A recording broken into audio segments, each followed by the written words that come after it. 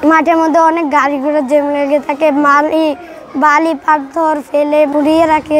আমরা ঠিকমতো ক্লাস করতে পারি না, আমরা খেলাধুলা করতে পারি না, আমরা গাড়ি অটোগুলোর জন্য সমাবেশ করতে পারি না। আমাদের মাঠে মালামাল রেখে মাঠ দখল করে রেখেছে। এখানে সারাদিন শুধু অটো সিএনজি লেগেই থাকে।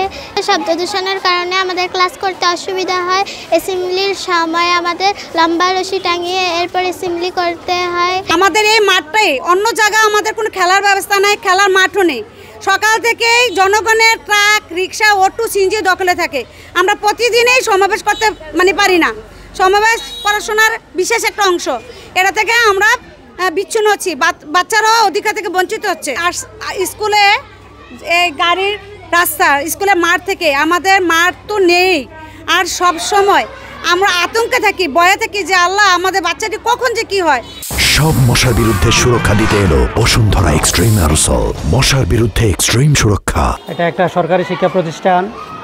তো শিক্ষা প্রতিষ্ঠানের আমরা দিনের শুরুতেই শুরু করি আমাদের সমাবেশের মধ্য দিয়ে।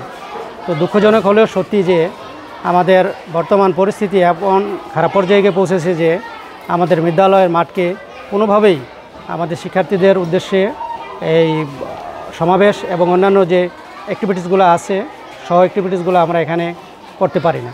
এর প্রধান অন্তরায় হলো এখানে একটা মাঠ বিদ্যালয়ের আছে বটে, কিন্তু সেখানে অসংখ্য পরিমাণে ছোট বড় গাড়ি সারা দিনেই এখানে একেবারে একটা স্ট্যান্ড হিসাবে এখন এটা পরিগণিত হয়েছে।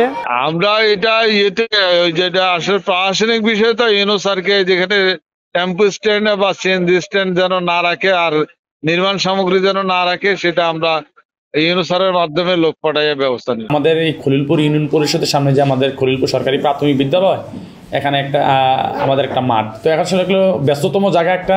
তো এখানে ইউনিয়ন পরিষদের লোকজন যারা আসে, বাজারের লোকজন যারা আসে, তো এখানে আমাদের যে যানবাহনগুলো এখানে রাখে। আসলে জায়গা সংকটের কারণে রাখতে হয় মাঝে মধ্যে যারা এখান থেকে সেবা নিতে চায়। তো এখন আমার মনে হয় আর কি এই রাস্তাটা আমরা বিকল্প পথ দিয়ে যদি আবারও একটা ব্যবস্থা করা যায়, বিকল্প পথ দিয়ে যে আমাদের খলিলপুর যে আর একটা রাস্তা হয়েছে ইয়া দিয়ে আমাদের মিরবাড়ি দিয়ে, খলিলপুর মিরবাড়ি দিয়ে আবু উম্মর বাড়ির কাছে যে রাস্তাটা, এই পাশটা সবাই যদি ইউজ করে তাহলে এখানে যানজট একটু কমবে। এবং এলাকায় সবাইকে বলতেছি এটা একটা সমাধান, যাতে একটা সমাধান আসে। কারণ কোমলবতী শিশু যাতে এখানে খেলাধুলা করতে পারে, যারা স্কুলে পিটি আমাদের যে অ্যাসেম্বলিগুলো করতে পারে আর কি, এগুলো আমরা চেষ্টা করতেছি। ইনশাল্লাহ এটা আশা করি অল্প কিছুদিনের মধ্যে এটা সমাধান হবে।